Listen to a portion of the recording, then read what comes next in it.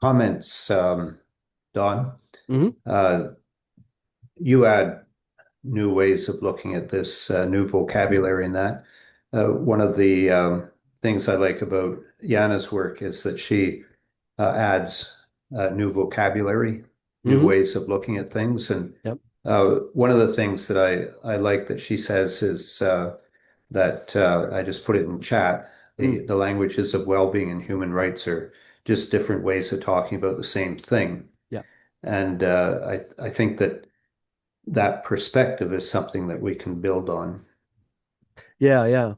Yeah. One of the things that I think is uh, in a different talk, I talk about the difference between technical language, political language, and kind of everyday language.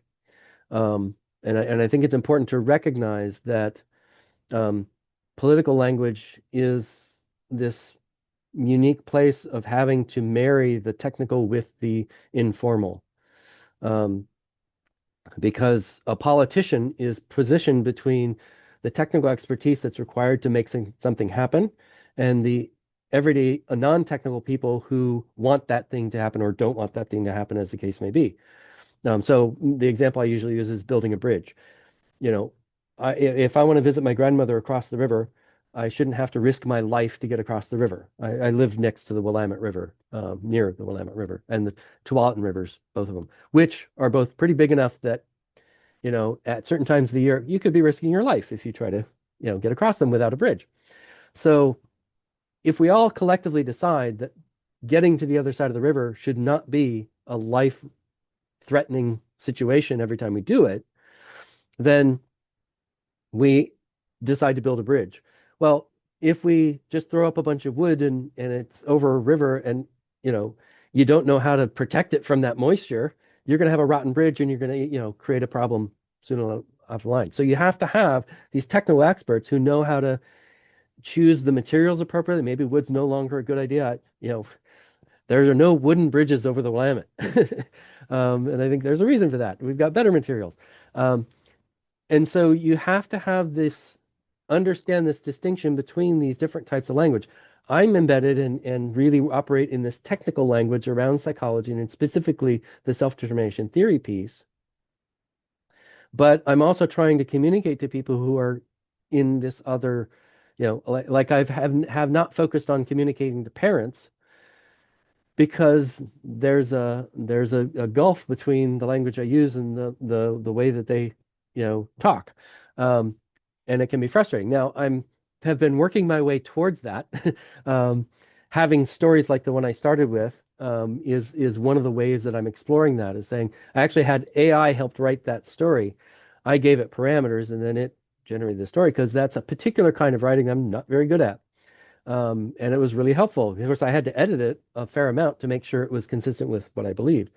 Um, so having understanding rights language as that it's a political language, it's a political discourse that's saying we have to match up this common sense idea of rights, of like, hey, I should be free to do the things I want to do, but there's a technical side of like understanding what does that actually entail. And so what part of what my piece here is about is to say freedom needs to be understood as having this technical underpinning.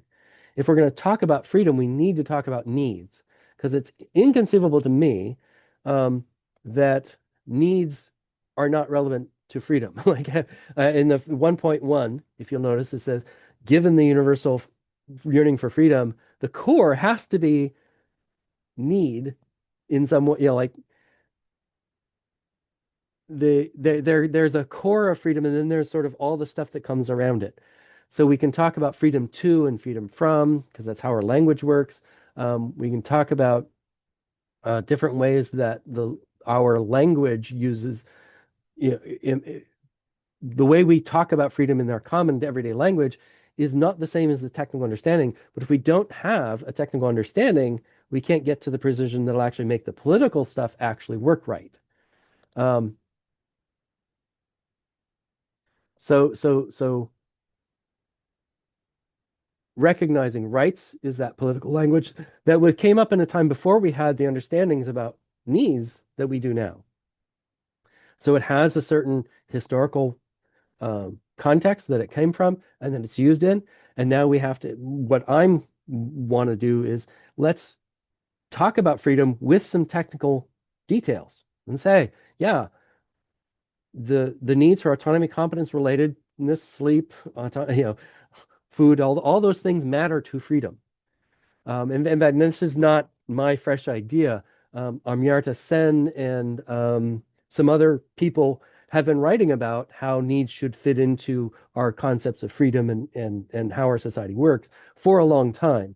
I'm just saying that self-determination theory specifically has some important technical things to put into that conversation and be more precise than he was in his work, the Sen was in his work. Um, so so yeah, So the first item in the handout is kind of referring to this kind of technical language, saying, well, if we want to educate for freedom or for freedom to be relevant, we have to be thinking about those needs in this technical sense.